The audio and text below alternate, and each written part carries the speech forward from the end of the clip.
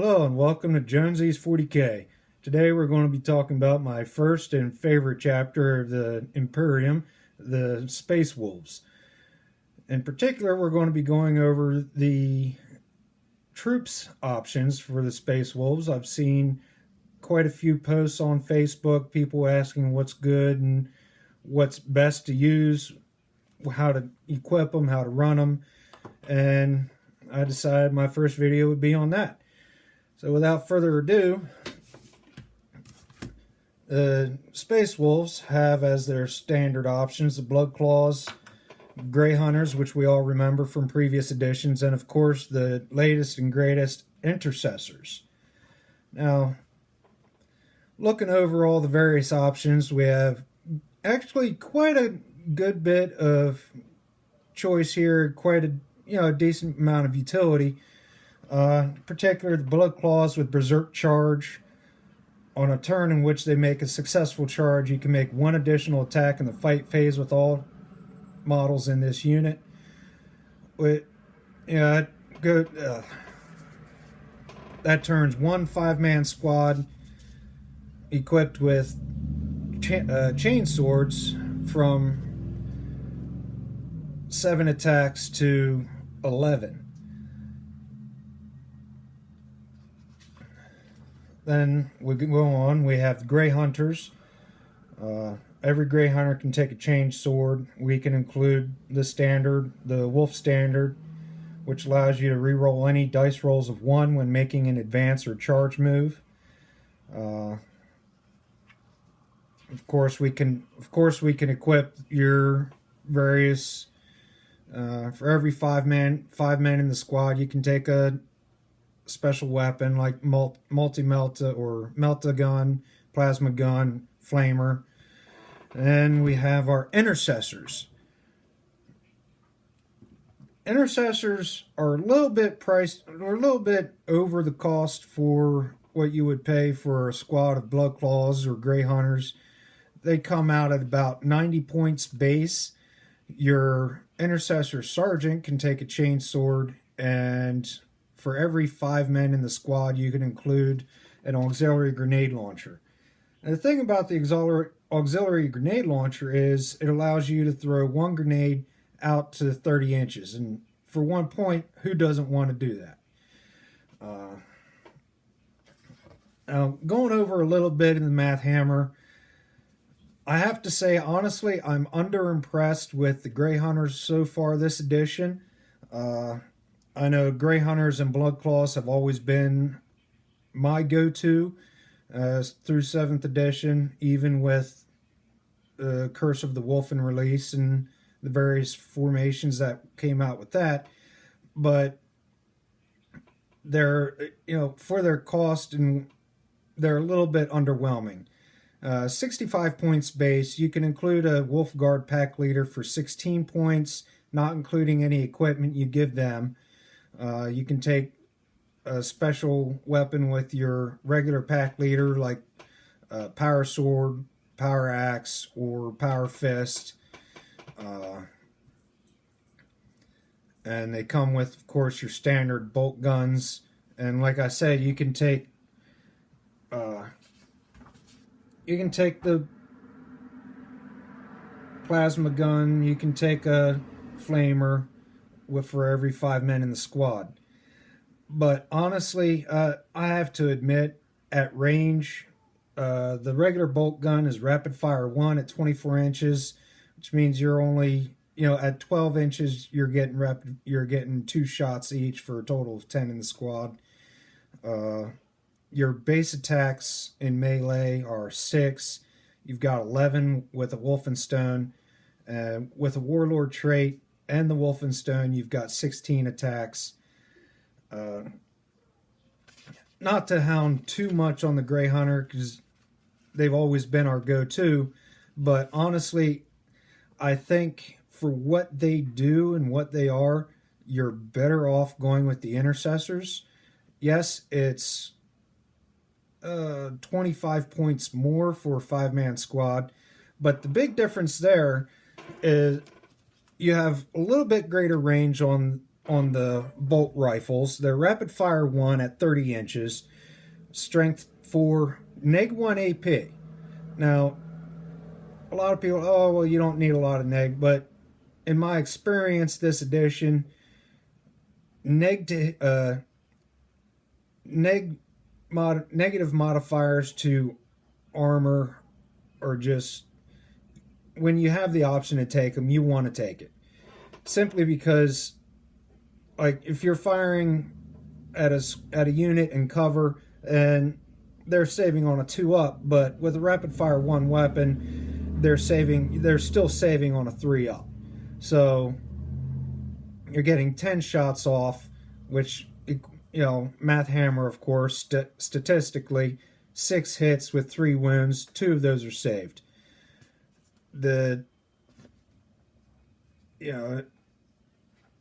Whereas Grey Hunters, you're looking at maybe half, at 1 saved. So still 1 damage, just like regular bolt guns, but the added range is a bonus, and the neg to the AP is good. Now, if you're saying, well, I can take chain swords on all my Grey Hunters, and that makes them even better in melee. You're right, you can take chain swords on all the Grey Hunters, which gives them 2 attacks on the regular Grey Hunters and 3 on the pack leader. But the intercessors come standard with 2 attacks, and the sergeant comes with 3 attacks standard. You give him the chainsword, you got 4 attacks. So at melee, you're looking at 11 attacks anyway for a 5-man squad. So not much difference there. Plus, they're all 2 wound models. So for 25 extra points, you gain 5 extra wounds, you get a -1 to their armor saves, and you still have the same amount of damage caused, or same amount of attacks in melee as what you would have in the Grey Hunters. You take 2 or 3 squads of intercessors in a battalion formation, and you keep them parked near Ulrich the Slayer or a regular Wolf Priest. You're able, at the end of your movement phases, you're able to save wounds on them when I believe it's a 4-up.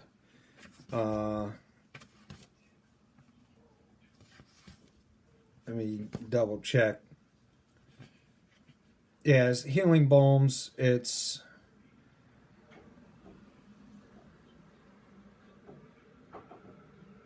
you can attempt to heal a single model.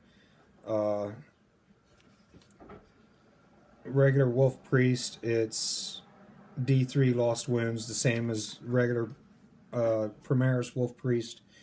And the nice thing about that is the wording's a little bit different in the Primaris Wolf Priest. The Primaris Wolf Priest can attempt to heal a single model. If that unit contains a wounded model, it is healed and immediately regains up to D3 lost wounds. Now,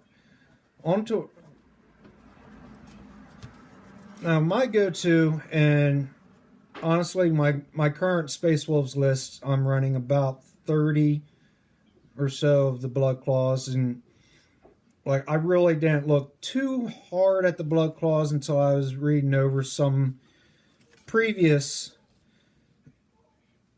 reviews of our new codex, and I was like, okay, I can see the synergy there. I can see what they can do. Like I said before, they have Berserk Charge.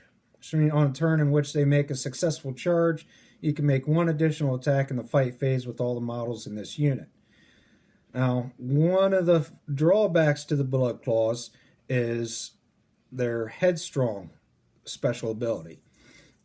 Unless this unit contains a Wolfguard pack leader or Wolfguard Terminator pack leader, or is within 6 inches of friendly Wolfguard unit or Wolfguard, it must declare a charge in its charge phase if it is possible to do so. Which basically means you're going to want to take the Wolfguard Pack Leader whenever you can. That way, your opponent isn't forcing you to make charges that you don't want to make at an inopportune time. Outside of that, you'll want to keep them within 6 inches of a Wolfguard Battle Leader or a Wolf Lord. I'm not even sure. Yeah, you'll want to keep them within 6 inches of a Wolfguard Battle Leader.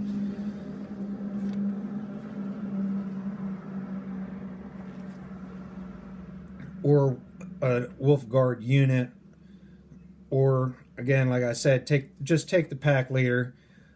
Otherwise, if you're within 12 inches, you have to declare a charge. And even if you're not going to make it, who wants to eat that Overwatch when they don't have to? Now, the thing I like about the Blood Claws is they run well. They run great with the chapter tactic for Space Wolves, which is the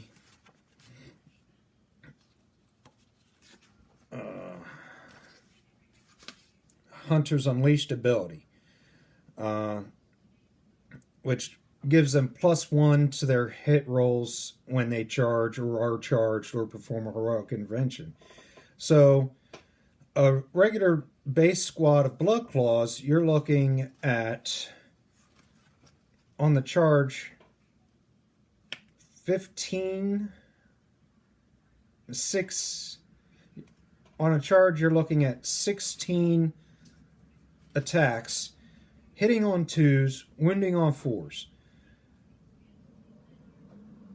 If you park them, if you have them near your warlord with the Wolfenstone and his warlord trait, Saga of the Wolfkin, is active, you're looking at a total of 26 attacks from a 5-man unit, hitting on 2s, rerolling 1s, wounding on 4s.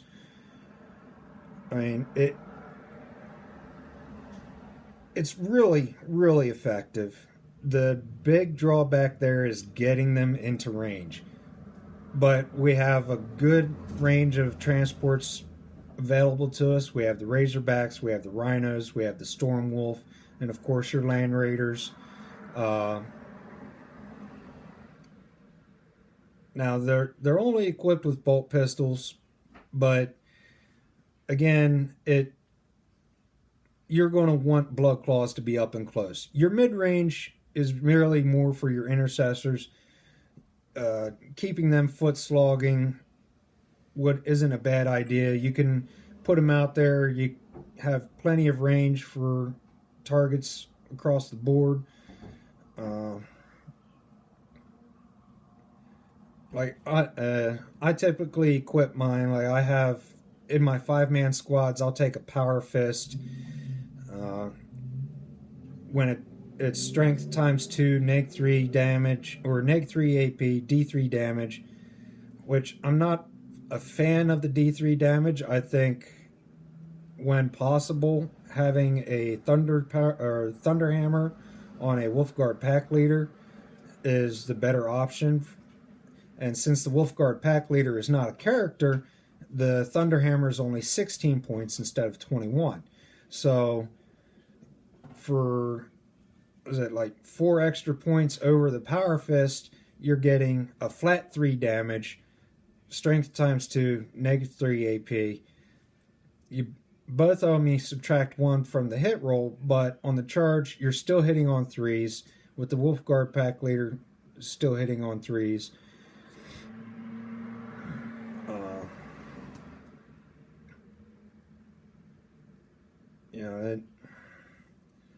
As much as I like I really believe that this edition especially, our go-to units for filling troop slots is definitely going to be the Intercessors and the Blood Claws. Blood Claws are decent at close range. They're not going to do much for you outside of 12 inches, which is the range on the bolt pistol. But Intercessors have the 30-inch range bolt rifles. Now, That being said, we also have some decent stratagems available to us that we can utilize. One is the lone wolf. Everybody knows how, use this stratagem at the end of any phase if there is a Space Wolves infantry unit from your army other than a character, a servitor, or a wolfen that has been reduced to a single model. That model's wounds characteristic is increased by 2, and it gains 2 wounds. It gains a character keyword, and you can reroll failed hit and wound rolls for it for the remainder of the game. And what that means is for one command point, instead of doing a morale check, or say you've got a Wolfguard pack leader left over in your squad of Bloodclaws, well, that Wolfguard pack leader will now have the character keyword.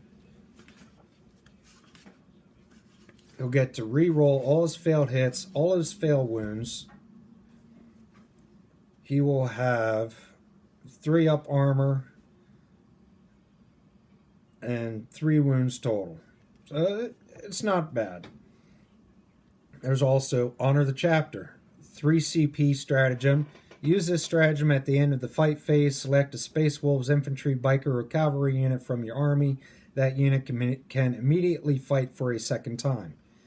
It's a 3 command point stratagem, so not really, unless you're just command point heavy in your list, which is hard to do, especially running Space Marines. Honor the Chapter is going to be one of those when something or some unit absolutely has to die this phase and you have the command points ready for it, then I would go ahead and use it. But it's very selective, very restrictive with its cost, which is a good thing. I mean, as great as it is, it should be a 3 command point. Now another one is True Grit. 1 command point. Use this stratagem in your shooting phase. Choose a Space Wolves infantry unit from your army that is within 1 inch of an enemy unit. In this phase, models in that unit can fire their auto bolt rifles, bolt guns, bolt rifles, and bolt carbines as if they had the pistol 2 type. Models that do so cannot fire any other pistols in this phase. So what that means is, say you're locked in combat with your Grey Hunters or your Intercessors, and it's your shooting phase. For 1 command point, you can go ahead and fire their weapons as if they were a pistol 2 type. Not a bad stratagem. Again, it's a 1 command point stratagem. Definitely worth it when you need it.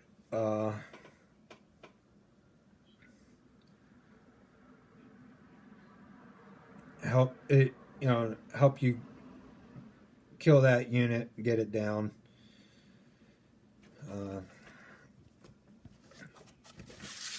Now, 2 of the Warlord traits that I'm looking at that I think would work well with Grey Hunter, Bloodclaw, or Intercessors are Saga of the Wolfkin. If a unit is affected by this saga in the fight phase, add 1 to the attack's characteristic of all its models if it made a charge move, was charged, or performed heroic intervention earlier in the same turn. Deed of Legend. Slay a total of 5 models in the fight phase with your Warlord. Keep a tally from turn to turn. What this is essentially it's the Bloodclaw Berserk Charge ability only on your Warlord. With your Warlord, the sagas only affect the Warlord until you perform the Deed of Legend. Once you perform the Deed of Legend, it becomes a 6-inch aura ability. So, having an additional 1 attack in the fight phase on charges because of the Warlord isn't a bad idea. Who wants more dice to roll? Who wouldn't want more dice to roll? But I'm leaning more towards Saga of the Hunter. A unit affected by this saga in your charge phase can charge even if it advanced earlier in the turn. Deed of Legend. Successfully charge an enemy unit with your Warlord. So what that means is your Warlord has the ability to advance and charge in your turn. Once you complete a successful charge, and I believe this was FAQ'd or ratted in the latest big FAQ and everything to come out. Once you achieve the Deed of Legend, it's active for the rest of the game. So from turn to turn, you don't have to keep completing the Deed of Legend. You only need to do it once, and then it becomes a 6-inch aura ability. And what this does is it really makes our Blood Claws, our intercessors, more mobile, easier to get at some of those more difficult units to reach. Maybe they're in cover behind a building or something, and you really need to advance to get inside charge range. And that's just something to throw out there. Say you're not running a Wulfen heavy list, and so you don't have that 12-inch ability from the Wulfen benefiting your Blood Claws or other units. But that's my review of the Space Wolves troop choices.